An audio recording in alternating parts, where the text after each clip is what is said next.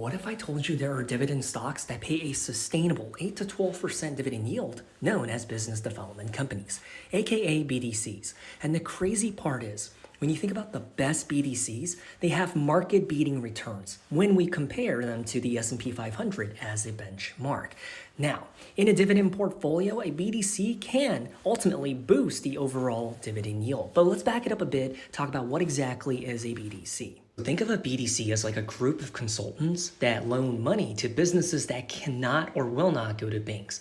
And they apply a very hands-on approach because if their clients succeed, then the BDC exceeds. And by regulation and law, BDCs have to pay out at least 90% of their earnings out as dividends, which means their very high dividend yields are by design and are sustainable if it's a very good operating BDC. All right, so what's the catch when it comes to BDCs? Well, they're ultimately in the business of money and loans, which is inherently a little risky because when you think about it, if their clients, they struggle or they go through setbacks or there's a macro environment storm, then they cannot pay their interest payments back on those loans, which means they're going to default and ultimately the BDC is going to suffer.